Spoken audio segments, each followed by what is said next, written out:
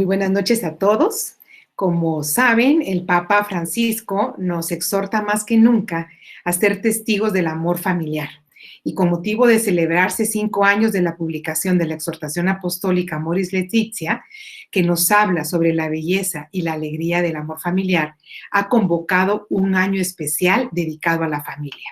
Este dio inicio el 19 de marzo, celebración de San José, y culminará el 26 de junio con el 10º Congreso Mundial de las Familias. Esta noche, nuestro invitado especial es Alejandro Sada, con una plática súper interesante, el significado de ser papá. Alejandro es doctor en filosofía por la Universidad de Navarra, maestro en filosofía por la Universidad Nacional Autónoma de México, licenciado en filosofía por la Universidad Panamericana. Como investigador se dedica al estudio de la naturaleza del conocimiento y de la fe. Es profesor del Departamento de Humanidades desde 2011, ha impartido las materias de Historia de la Cultura, Persona y Sociedad, Ética, Filosofía Social, Antropología, Teología 1 y Hombre y Mundo Contemporáneo. Autor de diversas publicaciones. Actualmente colabora en el libro Ratzinger and the Philosophers con autores de 10 países distintos y será publicado en inglés, español y alemán. Pues sin más preámbulo, Alejandro, muchísimas gracias por aceptar nuestra invitación. Bienvenido. Muchísimas gracias por la invitación. Me encanta estar aquí hablando de un tema tan relevante para nosotros, para el mundo, para nuestra cultura cristiana. Y bueno, lo que vamos a hacer el día de hoy es reflexionar un poco sobre el significado filosófico y teológico de lo que significa ser padre en general. Primero, padre en general. Padre en general me refiero a papá y mamá, la paternidad como la unión de papá y mamá. Y después voy a enfocarme a algunos aspectos más concretos de lo que significa ser papá con el acento en el rol masculino, ¿no? Inspirado también un poco en la carta que escribió el Papa Francisco sobre San José para convocar el año de San José. Entonces, y al final, bueno, trataré de dar algunos tips prácticos y abriré una breve sesión, espero que me dé tiempo, para que podamos intercambiar algunos comentarios o preguntas o inquietudes o lo que sea. Entonces, lo primero que me gustaría subrayar o apuntar es que, como ya estudiaron los que vinieron aquí a la plática del padre, me imagino que habrá dicho algo acerca habló de la familia en la Biblia, ¿no? Desde el primer capítulo del Génesis se nos ofrece un pequeño avistamiento de la Santísima Trinidad. La Santísima Trinidad no es algo que se revela solo en el Nuevo Testamento, sino que ya desde el Antiguo Testamento está prefigurada de muchas maneras y anunciada de muchas maneras desde la página 1, insisto, porque justo cuando Dios crea al ser humano, y precisamente en ese momento, de repente dice Dios, hagamos al hombre a nuestra imagen y semejanza. Aparece como una especie de plural, como si Dios estuviera hablando consigo mismo, como si hubiera un consejo interno dentro de Dios. Y precisamente para hacerlo a su imagen y semejanza, justo para hacerlo a su imagen y semejanza, lo crea varón y mujer. Es decir, creó, como dice Benedicto XVI, una comunión de amor que engendra nueva vida. Esto es una familia. Y por eso la familia humana es ícono de la Trinidad, por el amor interpersonal y por la fecundidad del amor. Si quieres encontrar un ícono de Dios, tienes que voltear a ver a la familia. O sea, la imagen de Dios que nos enseñan desde chiquitos no es el hombre solitario, individual, sino la familia que brota de esta relación entre el varón y la mujer. Cuando mis alumnos me hacen preguntas difíciles acerca de Dios, típica, ¿no? ¿Por qué Dios permite el sufrimiento? ¿Por qué Dios deja que ocurra el mal? ¿Por qué Dios no me ayuda aquí o allá, tal? Bueno, siempre les digo que la mejor manera de entender a Dios es observando la dinámica de una familia, porque ese es el icono del rostro de Dios. Dios se nos da a conocer precisamente a través de la vida familiar. Y por eso el matrimonio es un sacramento. Sacramento significa signo, es un signo que nos da a conocer a Dios, algunos aspectos de Dios, hay muchos sacramentos, pero el matrimonio es uno de ellos, porque en la dinámica del matrimonio se deja ver el rostro de Dios. ¿Por qué Dios permite el sufrimiento? Me preguntan. Pues, ¿qué harías tú, por ejemplo, si eres un papá que quieres que tu hijo sea muy, muy feliz y te das cuenta de que el niño es caprichoso, malagradecido, que no sabe apreciar las cosas, que no disfruta nada porque no sabe apreciar lo que tiene, que nada nunca le parece suficiente, que siempre se queja. Pues, ¿qué haces tú con un niño así? A lo mejor lo que tienes que hacer es ayudar a tu hijo a valorar más las cosas. Es decir, ponerlo un poco a trabajar, que se dé cuenta del esfuerzo que implican, de que descubra que las cosas son un don inmerecido, etcétera. Y entonces va a poder apreciarlas y agradecerlas y disfrutarlas. Bueno, entonces empiezas a entender un poco, pues a lo mejor Dios permite el sufrimiento y permite la fatiga de la historia precisamente para que crezcamos de alguna manera y al final podamos ser más felices. Bueno, es una sugerencia nada más. El punto es descubrir que la vitalidad del amor en una familia nos ayuda a asomarnos al misterio del amor de Dios. Esta es la primera idea. Ahora, en el amor entre un hombre y una mujer se refleja la imagen de Dios porque Dios es fecundo. Dios es fecundo y la fecundidad significa el bien que se difunde hacia afuera, el bien que se propaga, el bien que no se puede quedar contenido y se desborda, se reparte. Dios es fecundo. En ese sentido, Dios es vida y da vida. Y por eso, en el amor entre el hombre y la mujer se refleja o se expresa esa fecundidad de Dios. Ser padre, si hubiera que resumir la primera idea, ser padre significa dar vida. Esto es ser fecundo, como Dios es fecundo. Dar vida como Dios da vida. Es convertir todo el ser, el propio ser, en un ser para. Eso es la fecundidad. Abrirse como una especie de calcetín desdoblado hacia afuera y fecundar lo que hay a mi alrededor. Dar vida, propagar el bien que soy, propagarlo. Obviamente, ser papá no es nada más dar vida biológica. Es especialmente dar vida espiritual. Es ser un ser para que engendra a un hijo. Es decir, a un ser desde. El hijo es un ser desde. Es un fruto de la fecundidad. Y en ese sentido existe también una paternidad espiritual, porque la persona es más interioridad que exterioridad. La persona no es solo biología, ¿verdad? Generar biológicamente, pues sí, eso es una paternidad física, biológica, pero la paternidad va mucho más allá de eso. Por eso existe la paternidad espiritual. Toda persona en ese sentido, toda persona está llamada a ejercer cierta paternidad, porque toda persona ha sido creada para ser fecunda, para dar vida. Todos estamos llamados a dar vida y a convertirnos en un ser para. Podemos observar diferentes manifestaciones de esta paternidad espiritual. Por ejemplo, y estoy haciendo una cita de Karl Wojtyła en su libro de Amor y Responsabilidad. El amor que los sacerdotes consagran a sus dirigidos, el que los maestros tienen para sus discípulos, etc. El parentesco espiritual, continúa Wojtyła, crea fuertemente y frecuentemente lazos que son más fuertes que los de la sangre. En la paternidad o maternidad espirituales hay una cierta transmisión de toda la personalidad. Es la persona la que se transmite. Todo hombre, incluso en el celibato, está llamado de una manera o de otra a la paternidad o a la maternidad. Ya ven, esto es una vocación universal del hombre. Esto no lo dice Wojtyła, es un paréntesis. Esta paternidad espiritual es señal de la madurez interior de la persona, que se ha consolidado como un bien que está maduro y que se difunde. Es una vocación incluida en el llamamiento evangélico a la perfección de que el Padre, de la que el Padre es el modelo supremo, el Padre Dios. El hombre adquiere, por lo tanto, la mayor semejanza con Dios cuando llega a ser padre o madre espiritual.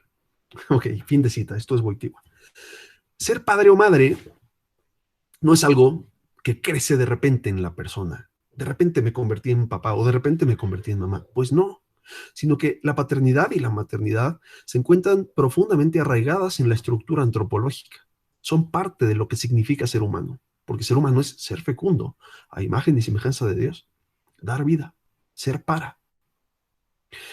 Decir esto equivale a reconocer que la persona es fecunda por naturaleza.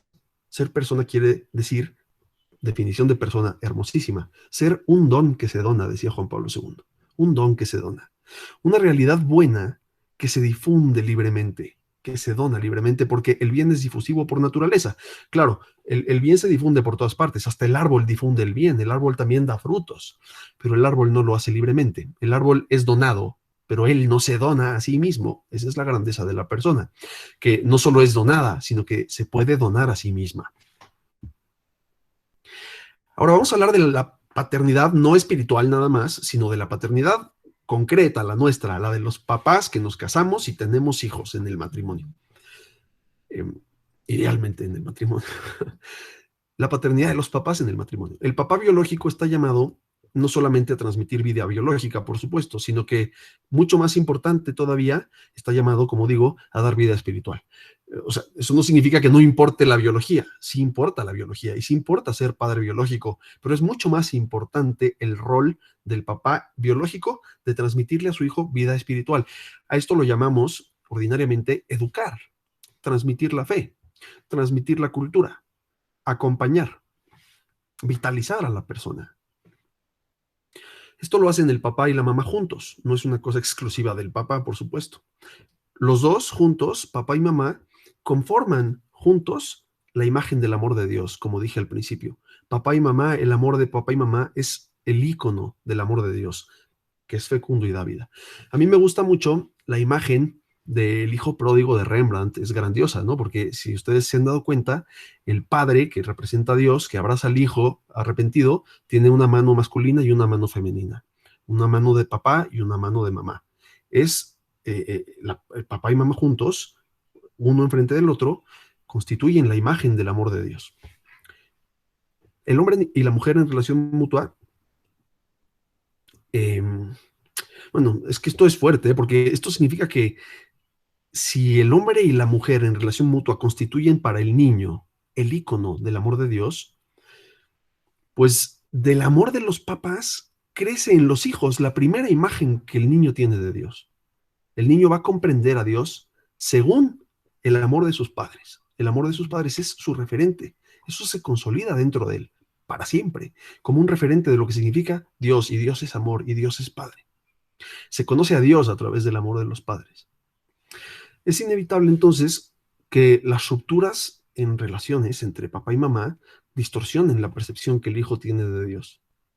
También la percepción que el hombre tiene del hombre y del mundo en su conjunto.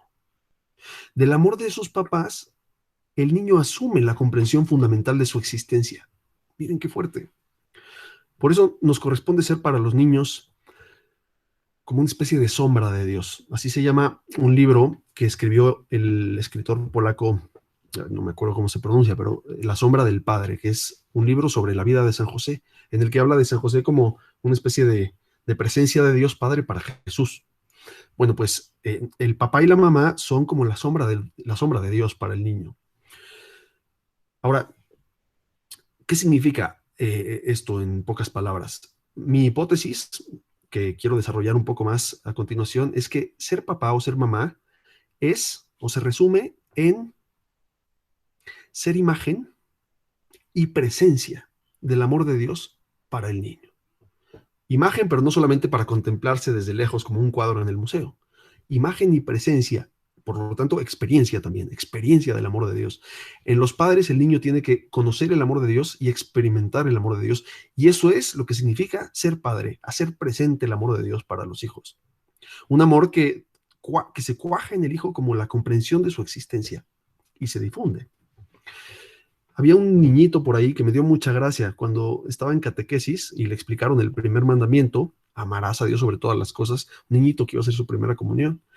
Pues estaba preocupado el niño porque él decía que pues él, la verdad, no amaba a Dios sobre todas las cosas, porque él amaba a su mamá sobre todas las cosas, o sea, amaba más a su mamá que a Dios. Entonces se sentía culpable por no amar a Dios sobre todas las cosas, sentía un amor más grande por su mamá. El niño eventualmente logró comprender, bueno, ya no sé, esto es una historia, estoy completando la historia de mi ronco pecho, pero me imagino que el niño con una mamá tan magnífica, porque esa mamá es una mamá estupenda, una mamá que hace que su niño se sienta tan orgulloso que al niño le cuesta trabajo. Amar más a Dios que a su madre significa que lo ha hecho muy bien esa madre. Lo que pasa es que eventualmente comprenderá el niño que Dios lo ama a través de su madre, que el amor de su madre es un don de Dios, que la presencia de su madre para él no solo es la madre, sino que es la presencia de Dios a través de la madre. Entonces el niño aprenderá a descubrir las caricias de Dios en las caricias de su mamá. Y entonces aprenderá a amar a Dios también sobre todas las cosas, incluso a través del amor de su madre. Pero bueno, esto es un ejemplo. De aquí se deriva la comprensión que el niño tiene no solo de Dios, sino también la comprensión que el niño tiene del mundo y la comprensión que el niño tiene de sí mismo. Esto lo voy a explicar un poquito con más detalle más adelante, pero lo que quiero subrayar es que el conocimiento que tenemos de Dios o la comprensión que tenemos de Dios altera la forma en la que comprendemos todas las cosas. O sea, nuestro conocimiento de Dios o nuestra idea de Dios no es nada más una idea puesta junto a otras ideas, así en mi catálogo de conocimientos, ¿no? No, porque hay conocimientos que no transforman mi forma de entender todo el mundo y todas las cosas. Por ejemplo, si existe o no existe un elemento nuevo en la tabla periódica, no cambia fundamentalmente mi existencia. Es un dato curioso nada más. Pero si existe o no existe Dios, eso significa que cambia todo. Significa que el mundo tiene una finalidad o no tiene una finalidad. Que el mundo tiene un sentido o no tiene un sentido. Que en el mundo hay valores o no hay valores. Que en el mundo hay naturalezas o no hay naturalezas. Hay propósitos o no hay propósitos. Que hay bien o mal o no hay bien ni mal. Decía Dostoyevsky en una novela, si Dios no existe, todo está permitido, porque se dio cuenta de que si Dios no existe, si venimos del vacuum, del vacío, de la nada, en realidad las cosas son bastante indiferentes y los valores son una cuestión de pura percepción caprichosa y subjetiva, pero que no tienen ningún fundamento en la naturaleza ni en el ser. Bueno, entonces, lo que quiero decir es que si existe o no existe Dios, si yo comprendo a Dios como amoroso o como justiciero, si yo comprendo a Dios como alguien que juega a los dados o como un padre, eso cambia la forma en la que yo entiendo todas las cosas, en la que yo entiendo el sufrimiento, las relaciones humanas, el trabajo, las amistades, la vida y la muerte, etcétera. Y lo mismo, la comprensión que yo tengo de mí mismo, porque yo no soy lo mismo si vengo de la nada, del vacío, de la evolución, del azar ciego, a que si yo vengo de un creador amoroso que piensa en mí, que conoce cuántos pelos tengo en la cabeza, ¿verdad? Es muy diferente. Entonces, la responsabilidad del padre es darle al niño una imagen de Dios que al final se derrama sobre toda su comprensión de la existencia, sobre toda su comprensión acerca de lo que son todas las cosas. ¿Cuál es la diferencia entre papá y mamá? Tenemos que reconocer que somos distintos y tenemos que reconocer que hay cosas que debemos hacer juntos, que nos corresponde hacer, que es tarea común de papá y mamá, y hay cosas que son específicamente masculinas o femeninas. Ahora, vamos a ver, no hay nada que solo sea de la mujer que en ningún sentido participe el hombre, ni nada que sea tan del hombre que en ningún sentido participe la mujer, porque el padre y la madre son siempre un equipo. Incluso en las labores más femeninas, como por ejemplo amamantar o el parto, pues el papá tiene que estar ahí dándole la mano a la esposa y aguantando bueno, en la noche se tiene que despertar, igual acompañarla cuando le da de comer al niño recién nacido. O sea, el papá siempre está ofreciendo un soporte que la mujer necesita, un soporte físico y psicológico y demás. Y lo mismo se puede decir a la inversa. No hay tarea masculina que sea tan del hombre que la mujer no tenga nada de participación en ella. Entonces, esto lo subrayo porque cuando hable de el rol masculino o el femenino, no estoy diciendo que es, por ejemplo, si digo la mamá es ternura, no quiero decir que al papá no le corresponde dar nada de ternura, por supuesto que no. Pero sí hay un énfasis en la mujer cuando hablamos de ternura, igual que hay un énfasis en el varón cuando hablamos de protección, por ejemplo. Entonces, a eso me refiero, ¿no? No a que decir esto es del hombre y no de la mujer, y esto es de la mujer y no del hombre, sino que hay matices, hay acentos, nada más. ¿Cuáles son las tareas más propiamente del padre y más propiamente de la madre, y cuáles son las tareas que hacemos juntos como una tarea común? Existen, contra toda la cultura LGBT, que ya sabemos que lo que quiere es neutralizar la sexualidad, convertirla en indiferente o en algo arbitrario o caprichoso, pues contra todo esto, en realidad, la diversidad entre el varón y la mujer es muy real, y la biología importa y mucho. Hay que reconocer que el hombre y la mujer son verdaderamente distintos. Dios ama la diversidad. O sea, Dios nos creó diversos porque ama la diversidad. La propuesta contemporánea te vende la diversidad como haciendo indiferente la diversidad verdadera, quitándole toda su significación metafísica profunda, antropológica, y entonces dejándole todo al hombre al capricho, ¿no? Pero anulando o convirtiendo en grises los sexos, en neutros. La raíz de la diferencia profunda que hay entre el hombre y la mujer se encuentra en el cuerpo. Voy a citar a esta autora que ha escrito un libro sobre el varón y un libro sobre la mujer que me han gustado. No estoy de acuerdo en todo lo que dice, pero me ha gustado.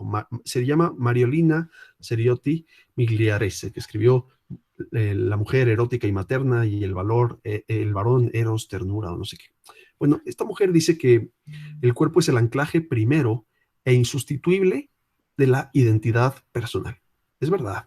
O sea, tenemos una especie de dualismo heredado desde Platón y además en el cristianismo también adquirió una forma particular este dualismo de pensar que alma y cuerpo son como dos cosas separadas y que lo que importa es más el alma y el cuerpo es como de segunda categoría y no es así.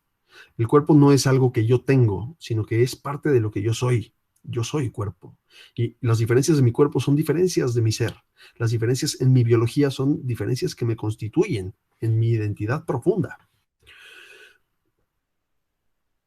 Voy a leer una cita un poquito larga de Mariolina Seriotti, pero es muy ilustrativa. Dice, el elemento más específico que constituye la diferencia irreductible entre el hombre y la mujer a nivel corpóreo arraiga en la diferente modalidad prevista por la naturaleza en la generación, o sea, en la sexualidad, pues en la parte reproductiva de la biología, es en donde se nota más específicamente la diferencia entre el hombre y la mujer. Como ya subrayaba Aristóteles, el cuerpo femenino está configurado para generar dentro de sí, acogiendo al hombre en el abrazo marital y al hijo en la gestación. En cambio, el hombre tiene un cuerpo que solo puede engendrar por medio de la mujer, poniendo su semen fuera del propio cuerpo en el cuerpo de ella. El cuerpo de la mujer está, por tanto, predispuesto a la acogida del hombre y del hijo. Aquí tiene su origen el conjunto de las características psíquicas de la feminidad. Y de aquí pueden tomar vida los dones con los que la mujer puede enriquecer de forma específica al mundo. Por lo que se refiere al hombre, en cambio, su cuerpo está predispuesto a la potencia. Su capacidad generativa depende de la posibilidad de ser potente para penetrar el cuerpo de la mujer y fecundarla con su semen. Es una potencia generosa y abundante que se concreta en el exterior del yo, como un principio informador que necesita, sin embargo, ser acogido para adquirir una forma autónoma en el mundo. Fin de cita. El cuerpo es un signo.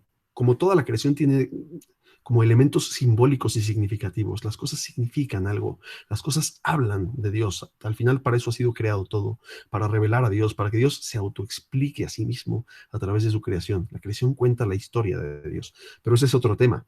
El cuerpo humano es simbólico todo él, y aquí viene toda la teología del cuerpo, de descubrir los signos del cuerpo y ver qué nos revelan acerca de Dios y del mundo y de la verdad. O sea que el cuerpo está cargado de simbolismo y de significado. Y por supuesto, particularmente aquí en la diferenciación sexual, en donde se toca la fuente de la vida y la fecundidad y la imagen de Dios, aquí hay enormes cargas de significado, metafóricas, simbólicas, mucha semántica. El cuerpo masculino sugiere potencia para generar algo vital, para enriquecer la realidad con el don de su contribución creativa. Ser potente, que claro, biológicamente ya sabemos lo que significa, pero significativamente ser potente es tener la capacidad de enriquecer con tu yo al mundo. Tanto el hombre como la mujer claramente son fecundos. Ambos son dones. No es que el hombre sea don y él sí da don al mundo y la mujer no, no, no. Los dos son dones. Sin embargo, el matiz de su estructura donal es diferente. El hombre es un don más activo, más hacia afuera, como su propio cuerpo lo simboliza. La mujer es más receptiva. En el caso de la mujer, no se trata de una mera receptividad pasiva, ojo, sino de una acogida activa. Acoger activamente. La palabra que me gusta para describir esta acogida activa es hospitalidad. La mujer es hospitalaria, recibe, acoge como anfitriona. El hombre es activo y potente, lo que significa que genera enérgicamente vitalidad, la cual en la acogida femenina crece como la semilla en la tierra fértil. Decía este escritor que escribió El Señor de las Moscas, William Golding, una cita muy bonita. Decía William Golding, creo que las mujeres son tontas si pretenden ser iguales a los hombres. Son muy superiores y siempre lo han sido. Cualquier cosa que le des a una mujer, ella la hará más grande. Si le das esperma, te dará un bebé. Si le das una casa, te dará un hogar. Si le das alimentos, te dará una comida. Si le das una sonrisa, te dará su corazón. Ella multiplica y agranda todo lo que se le da. Esto dice Golding.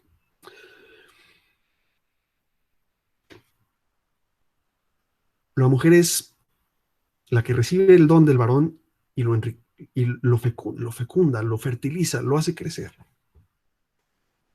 Podemos identificar algunos roles que se inclinan más hacia la balanza masculina, lo cual no quiere decir, como ya dije, que sean exclusivos del papá, ¿no? Me voy a basar para identificar estos dones o roles o tareas más masculinas en la carta del Papa Francisco, Corazón de Padre, para los que llegaron un poquitín después, esta carta con la que el Papa exhorta e invita al año celebrado para San José. Ya decía que en primer lugar el Padre es potencia creativa y abundante, ¿no? Como se ve en su cuerpo, como se simboliza en el cuerpo, que fantásticamente en una eyaculación salen 250 millones de espermatozoides para que solo uno, diminuto, fecunde. Esto es un signo de potencia abundante. El papá abre camino a la familia para navegar por la vida. Es fuerza. Se enfrenta al mundo para ofrecerle a su familia sustento y protección. Le corresponde al papá hacer navegar al barco por aguas hostiles. Para esto, el papá tiene que desplegar una creatividad valiente. Esta creatividad reluce especialmente además a la hora de las dificultades, en las adversidades, que ya les hablaron también de cómo aprovechar las adversidades. A lo mejor por eso Dios permite a veces la adversidad, para enorgullecerse de nosotros, así me lo imagino, para darnos un lugar que importe, para que se vea de qué estamos hechos, pues. Así, Dios interviene en el mundo a través de nuestra colaboración. Es como el niño que va a trabajar con su papá al despacho y su papá le da un caso importante en verano, ¿no? Para que el niño entienda que su trabajo importa, que no es, que no se le está nada más poniendo a sacar copias o no es de chocolate, sino que es de verdad.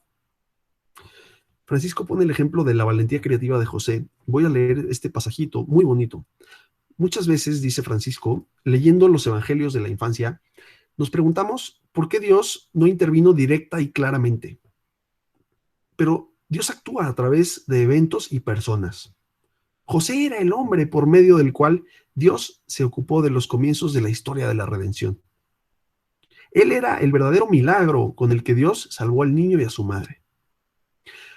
El cielo intervino confiando en la valentía creadora de este hombre, que cuando llegó a Belén y no encontró un lugar donde María pudiera dar a luz, se instaló en un establo y lo arregló hasta convertirlo en un lugar lo más acogedor posible para el Hijo de Dios que venía al mundo. Ante el peligro inminente de Herodes, que quería matar al niño, José fue alertado una vez más en un sueño para protegerlo y en medio de la noche organizó la huida de Egipto. Fin de cita. O sea, el modelo es que Dios no actúa a pesar de nosotros, sino que Dios nos invita siempre a ser colaboradores con Él. Entonces, si a veces pareciera que Dios no nos ayuda, esto no significa que nos haya abandonado o que se haya olvidado de ti y de mí, sino que confía en nosotros, confía en que podemos inventar, en que podemos crear, en que podemos luchar, en que podemos improvisar, en que podemos articular un plan. El trabajo que provee el papá para el hogar es un rasgo típico del padre, ¿no? Es maravilloso que a través del trabajo los varones, bueno, también las mujeres, no es que las mujeres no trabajen, quiero insistir mucho en esto, porque luego hay que, ay, sí, las mujeres que trabajan, que no, por supuesto también, ¿no? Pero cuando trabajamos, nos asemejamos a Dios creador, al Padre que crea fecundamente, mi Padre trabaja todo el tiempo, dice Jesucristo, porque con el trabajo Dios nos hace partícipes de ese ejercicio creador.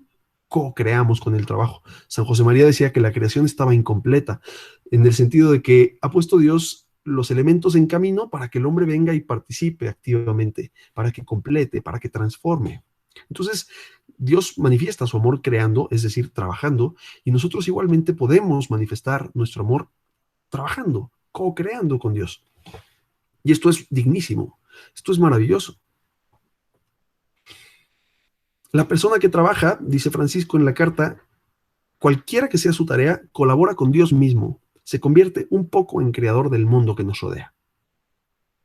Fin de cita.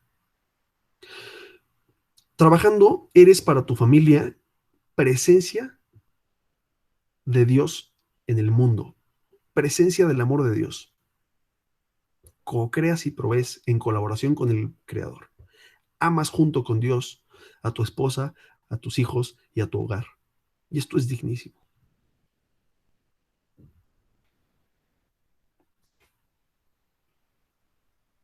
Yo creo que aquí tenemos que pensar en lo importante que es también enseñar a los hijos el valor del trabajo y del esfuerzo, porque hay que lograr que los niños aprendan bueno, no me quiero meter al tema de la gratuidad, lo paso para el siguiente punto, pero primero voy a hablar mejor de la ternura, ¿no?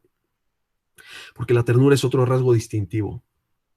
La ternura varonil es muy particular. Una cosa es la ternura femenina, pero el varón tiene una ternura también muy propia. Dice el Papa Francisco que Jesús vio la ternura de Dios en José. La ternura es, la define así Francisco, el mejor modo para tocar lo que es frágil en nosotros. Y es conmovedor, díganme si no, es conmovedor ver a un hombre fuerte haciéndose suave y delicado para sostener a un bebé indefenso. Esta es la ternura varonil. Sobre todo la aprecian las mujeres, porque las mujeres contemplan mucho, yo me he dado cuenta, contemplan mucho a sus esposos tratando a los hijos. Y cuando la mujer contempla al esposo jugando con el hijo, dándole un beso, cuidándolo, metiéndose en su mundo, la mujer, como María, guarda eso en su corazón, pero es para ella atractiva esta ternura varonil. Y este tocar lo frágil, que no se refiere solo al ámbito físico, por supuesto, no solo se refiere al fuerte, al varón fuerte sosteniendo a un bebé indefenso y frágil, sino que este varón fuerte sosteniendo al bebé indefenso y frágil es una imagen de la ternura en general. La imagen física funciona como un ícono, nuevamente, pero sobre todo se trata de la delicadeza ante la fragilidad humana, ante la vulnerabilidad, ante el error, ante el defecto. Y en ese sentido le toca al papá acompañar y corregir con ternura. Así como el varón fuerte se hace delicado para levantar al bebé, con esa misma delicadeza el papá tiene que acercarse a corregir a sus hijos. Autoridad, otra palabra que hay que mencionar aquí, que tiene que ver con el padre. El papá es la cabeza de la familia. En ese sentido representa la autoridad del hogar. Sin embargo, en cristiano, la autoridad no es una cuestión de dominio, sino de servicio. Autoridad significa en cristiano ser servidor de servidores. Es cierto que la autoridad también se ejerce con potestad, pero con el fin de fecundar, con el fin de dar vida, con el fin de vitalizar, no de tomar y dominar y poseer. La potestad se tiene que ejercer no desde el sometimiento, sino desde el amor. La autoridad del papá tiene que ser un reflejo de la autoridad de Dios, que por supuesto Dios no quiere obediencia para engolosinarse en el poder. Dios no nos creó porque necesite nada. Dios está completo desde el principio. Su creación es pura difusión gratuita. Entonces, Dios expresa su voluntad con autoridad, pero para conducir a su familia al gozo del amor y al gozo de la libertad ordenada. Ojo, haciéndose él mismo primero, o el primero en servir, poniéndose siempre como ejemplo, yendo por delante. Un rol muy masculino es introducir a la vida al hijo. Y les voy a explicar en qué sentido, porque también la madre lo introduce a la vida, pero de otro modo.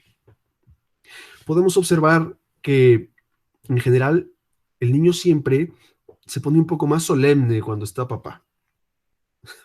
Puede haber excepciones, no es general, digo, no es para todos, pero pasa. Siempre cuando está papá, el niño trata de impresionarlo, de ganárselo. Y esto es algo distinto de lo que suele ocurrir con las mamás, porque el hijo percibe en la mamá espontáneamente que su amor es gratuito, que está como dado por hecho. El afecto de mamá no es negociable. Mientras que el afecto de papá a veces parece que hay que ganárselo, parece que hay que congraciárselo. Hay que ganarse sus miradas, sus elogios. A lo mejor es por esto que el cardenal Angelo Scola, que ha estudiado mucho el tema de la teología en la familia, dice que es tarea de la madre introducir al niño en la dimensión gratuita e incondicional del ser. O sea, gracias a la mamá, el niño descubre la realidad desde la certeza de ser amado, siempre incondicionalmente. Mientras que con el padre, el niño descubre también una nueva ley, la ley del intercambio, la ley de, la ley de que hay que trabajar e intercambiar para crecer en la vida. En Dios se dan ambas cosas, ¿eh? Se da simultáneamente la gratuidad y el intercambio, la misericordia y la justicia, la ternura y la exigencia. Para crecer, el ser humano está llamado a aprender ambas leyes, la de la gratuidad y la del intercambio, que a pesar de que son opuestas, no son contradictorias. Los papás en sus respectivos roles representan como acentos de esta polaridad.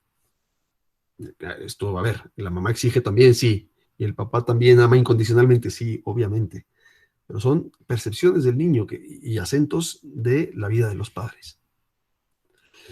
El papá tiene que ayudar a salir al hijo de sí mismo. La mamá lo instala en el confort de saberse siempre amado. El papá lo ayuda y lo impulsa a abrirse camino hacia afuera, a salir al mundo. Ayudar al hijo a salir de sí mismo supone además, muy importante, aceptar que el hijo no nos pertenece. No es de nuestra propiedad. Lo tenemos que introducir en el mundo. No es mío. Esta es una exigencia que viene de la autonomía del niño. Su existencia es autónoma y libre. Y él tiene que acabar asumiendo las responsabilidades de su propia existencia. O como lo dice Francisco, ser padre no significa introducir al niño ser padre significa introducir al niño en la experiencia de la vida, en la realidad, no para retenerlo, no para encarcelarlo, no para poseerlo, sino para hacerlo capaz de elegir, de ser libre, de salir. Y aquí vale la pena decir una palabra sobre la libertad del hijo. El hijo es una persona y por lo tanto es libre. Esto quiere decir que sus acciones, en cuanto que son libres, le pertenecen. Él se pertenece a sí mismo, es dueño de su existencia. Esto no quiere decir que hayamos sido creados para que cada quien se encierre en su propio ser, dueño de su propia existencia, no. Más bien, la libertad como capacidad de autoposesión es una condición para que la persona pueda hacer de sí misma un don, es decir, para que pueda amar. La persona es don que se dona, decíamos, pero esta autodonación que Dios espera de nosotros solo puede ofrecerse libremente. Esto significa que el bien real del hijo, del que depende su realización y su felicidad, solo puede brotar de su propia libertad. Ojo, no se lo puedes dar. Él tiene que aprender a amar, tiene que aprender a convertirse en don. Y esto no se puede provocar mecánicamente, ni por medio de coacciones. No hay educación que obligue a amar, porque no existe el amor obligado. Y esto nos debe ayudar a comprender que, en el último análisis, nuestro trabajo como educadores es parecido al de un jardinero que cuida sus plantas, las riega, las acompaña, las ayuda a dirigirse hacia el sol, pero su trabajo es exterior a la planta. Las fuerzas que hacen crecer a la planta provienen del interior de la planta. Y el jardinero solo puede cuidar con cariño y esperar a que la planta crezca, pero no puede forzar su crecimiento. Habrán notado que he mencionado varias veces la palabra esperar. Ser papá y ser educador no garantiza el florecimiento del hijo en el amor. Por más bueno que sea el papá, el padre tiene que educar amando y así enseñar a amar, ser amor vivo para el hijo, pero a partir de ahí solo le queda esperar en el hijo y confiar en él. Es muy importante que los hijos perciban que esperamos en ellos y que confiamos en ellos. Incluso en las peores metidas de pata. Es más aún, especialmente en las peores metidas de pata. Porque en esas metidas de pata es en donde el hijo experimenta con más intensidad lo que significa ser amado.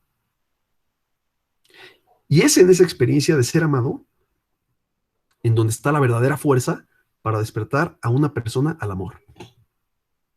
Amamos porque hemos sido amados primero, dice San Juan. Los hijos pródigos, a lo mejor aquí hay alguno que otro, los hijos pródigos son un reto para los papás, pero no debemos dejar de esperar ni de confiar en ellos. Nunca. La virtud que nos toca cultivar es la paciencia que no desespera jamás.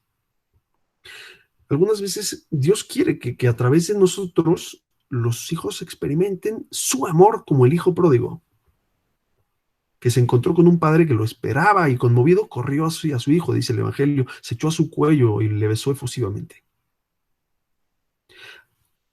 Aquí los invito a contar con la caída de los hijos, a no escandalizarnos, a comprenderlos.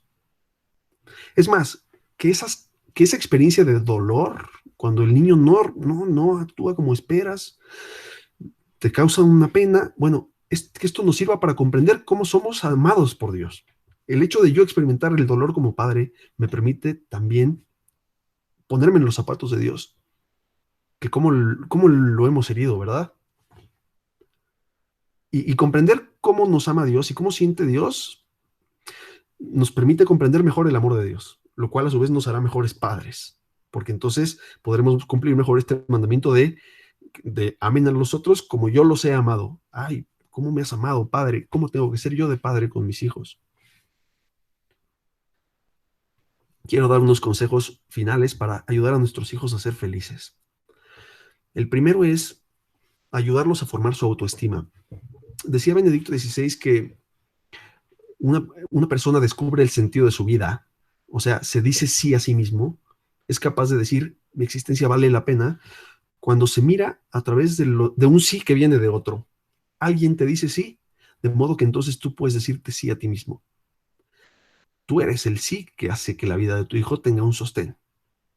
El niño tiene que ver su existencia afirmada, querida y amada incondicionalmente. De ahí viene la capacidad que él va a tener para creerse a sí mismo, y para aceptarse a sí mismo, y para afirmarse a sí mismo.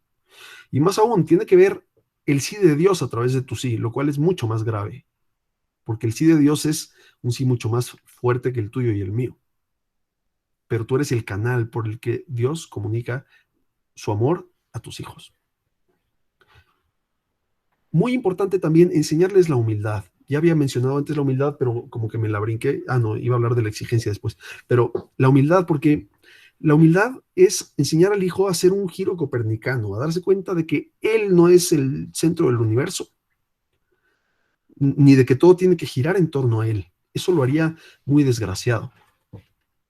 Porque qué difícil es estar todo el tiempo buscando la aprobación y la alabanza y el reconocimiento del mundo. Es agotador. Buscar los likes del Facebook y no sé qué. Que tu autoestima se alimente de la aprobación mundana. Esto es agotador. El niño tiene que haber recibido una autoestima tal que pueda prescindir bastante de eso. Y que pueda entonces descubrir que no es el centro del universo y que no pasa nada. Que está bien que no sea el centro del universo, porque el centro del universo es Dios. Que el de al lado también importa. En la medida en que el niño sea humilde, paso al tercer consejo, aprende también la gratitud, porque se da cuenta de que no es merecedor de todo. ¿Y qué pasa cuando se da cuenta de que no es merecedor de todo? Aprende a ver las cosas como don. Haz un experimento cuando estés triste y empieza a pensar haz una lista si quieres, de todas las cosas por las que tienes que dar las gracias. Entre más consciente seas de las cosas que tienes que agradecer, más rápido se te va a ir desapareciendo la tristeza. Porque cuando uno experimenta la vida como don, uno se alegra, uno celebra. Cuando uno experimenta las cosas como materia prima que está ahí como plastilina para que yo haga con ellas lo que quiera, las cosas terminan siendo fastidiosas y aburridas y desgastantes. Las cosas nos hacen felices cuando se perciben como don, y se perciben como don cuando tenemos la humildad en la verdad, cuando reconocemos que las cosas son un don y que son un don que yo no merezco y no puedo exigir.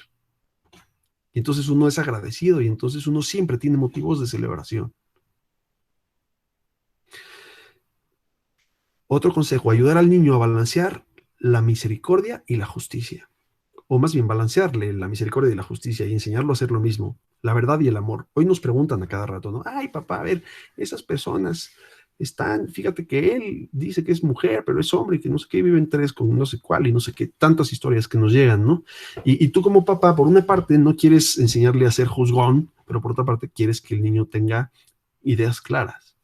Y entonces es un arte del papá enseñarle siempre que hay que aproximarse a estas cuestiones con una polaridad, con dos caras de la misma moneda. La verdad para reconocer las cosas como son, y la misericordia para no juzgar y para comprender. Si anulamos la verdad como tiende a ocurrir actualmente, que en nombre de la tolerancia y la misericordia todo está bien, la misma misericordia pierde su sentido. Si no hay verdad, tampoco hay misericordia. Entonces, bueno, esta es una de las razones por las que Dios en algún evento de la historia de la salvación nos muestra su severidad. En el Antiguo Testamento vemos mucha justicia, la ley, la severidad, el Dios indignado, etcétera. Y después Jesucristo, que claro, Jesucristo es grande, la misericordia de Dios es grande y Cristo es tan maravilloso porque entendemos lo que le ha costado a Dios hacer este acto de misericordia, pese a todas las exigencias de la justicia. La misericordia es grande porque la justicia es real. Si no hay verdad y no hay justicia, si no hay juicio, si no hay criterios, tampoco hay perdón, ni misericordia, ni tolerancia, ni nada. Entonces, conseguir este balance armónico entre la verdad y la misericordia, la justicia y la misericordia, en fin.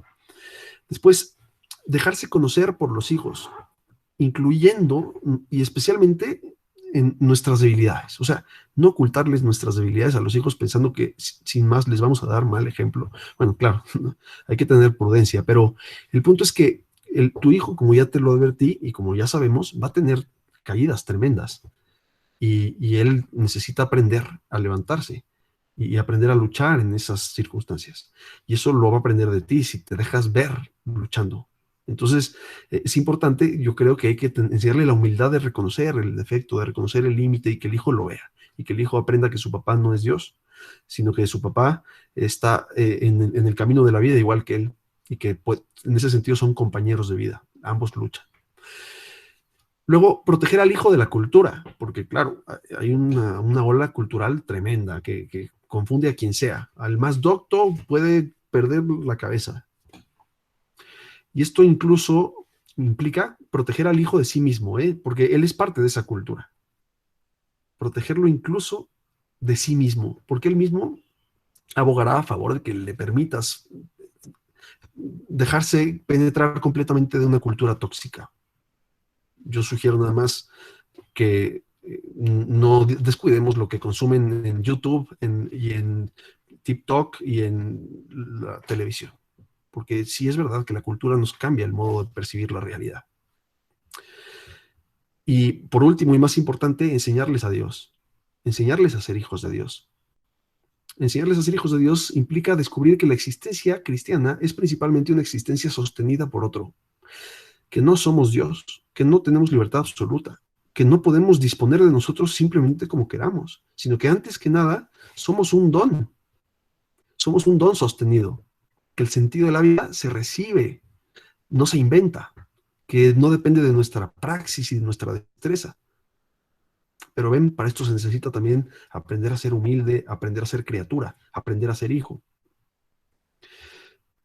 Hay una idea que habrán escuchado alguna vez por ahí y es que la familia es una iglesia doméstica, una pequeña iglesia.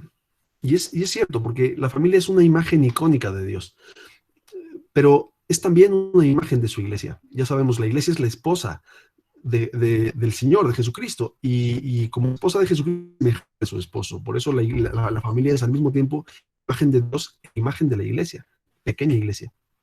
La familia es un lugar de adoración y de amor fraterno. Es por eso una pequeña iglesia. Es un pequeño templo en el que se refleja el proyecto de Dios para toda la creación. Es un resumen del plan de Dios para todas las cosas. Acuérdense que San Pablo dice que el fin de toda la creación, aquello hacia donde se dirigen todas las cosas, es a que todos seamos uno, como hermanos unidos a nuestro único Padre. A que Dios sea todo en todos, dice San Pablo. esta unidad, reflejar esta unidad y anticiparla es la vocación de la familia. En esta pequeña iglesita, en la familia, que es imagen de Dios y del plan de Dios para toda la creación, el papá funge, no se me vayan a asustar los papás, pero el papá funge como sacerdote. El papá hace las veces de Jesucristo, que es cabeza de la iglesia y sacerdote eterno. No solo los sacerdotes son en cierto modo padres, como ya dije, sino que los padres son en cierto modo sacerdotes. Les propongo este pequeño texto de Scott Hahn, que reflexiona sobre esta idea, nos va a ayudar a comprenderla mejor. Lo leo rapidísimo y ya con esto casi termino. Para mis 6 hijos, dice Scott Hahn, soy un padre. ¿Qué significa eso para ellos? Significa que proveo para ellos. Les doy un nombre, un hogar y comida para sustentarlos. Les enseño, les guío y les disciplino, ¿no? Los amo incondicionalmente, les perdono los problemas que causan, rezo por ellos a diario. En resumen, soy un sacerdote en mi casa, porque doy a mi familia lo que mi párroco da a sus feligreses. Nos da un hogar en la iglesia y el sustento espiritual de la Eucaristía, nos da un nombre en el bautismo, perdona nuestros pecados en la confesión, enseña, guía y disciplina. Cada día intercede por nosotros. En definitiva, es un padre en la iglesia, el sacerdote. He propuesto un amor de padre muy exigente, por supuesto, y creo que sí es exigente el amor de padre. Para que continúen pues estudiando, reflexionando sobre más detalles, qué significa ser padre para un niño, qué significa ser padre para una niña, que ya no me da tiempo de meterme a estos detalles, que también se es padre distinto para una niña de lo que se es para un niño, por supuesto, tienen necesidades diferentes. Pues les voy a recomendar unas lecturas. La primera es Corazón de Padre. Lean esta carta, por favor, dedicada a San José, que es maravillosa. Después, les recomiendo un librito que no sé si está en español, yo lo leí en inglés y me pareció muy bueno. Se llama Strong Fathers, Strong Daughters. Papás fuertes, hijas fuertes, de Margaret Meeker. Se los voy a poner en el chat. Si alguien está interesado, bueno, que no se entere la autora, pero se lo puedo pasar por PDF o EPUB o algo así. Si no, pues compren. Strong Fathers, Strong Daughters. Está muy bueno este libro. Está lleno de casos, además, porque lo hace una mujer que tiene mucha experiencia clínica y ha tratado a adolescentes. Aquí, como es Papás del Monteverde, todos tenemos hijas y entonces todos tenemos que ser un strong father para una hija, ¿no? Habla mucho de los riesgos que corren las niñas en la cultura contemporánea y ofrece muchos tips y muchas herramientas para enfrentarse a todos estos retos. Y esta misma autora tiene uno que se llama, esto ya también para cuando los que tengan hijos hombres, esto es un poco más general, Hero, being a strong father, being the strong father your children need, ser el papá fuerte que tu hijo necesita, tus hijos. Y bueno, pues yo con esto ya termino mis reflexiones y me abro a dialogar o a preguntas o inquietudes que tengan. Y muchísimas gracias por dedicarme un tiempo a estas horas que es cansado para todos. Para mí es una gran alegría estar aquí con ustedes. Por favor, si alguien tiene un comentario, alguna pregunta, siéntase con toda la libertad de abrir el micrófono.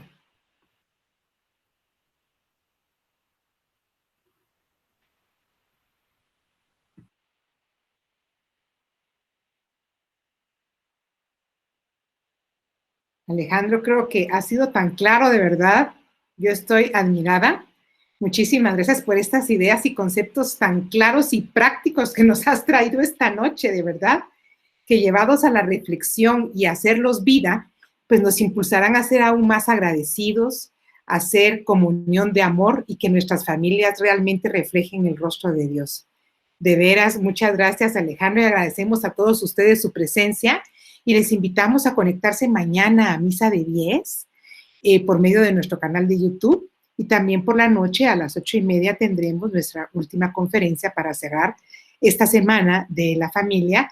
Y el jueves próximo tenemos el rally y les estaremos enviando la invitación para que se puedan inscribir y puedan participar a este rally que va a estar súper divertido y además van a ver preciosos premios. Muchísimas gracias a todos y muy feliz noche.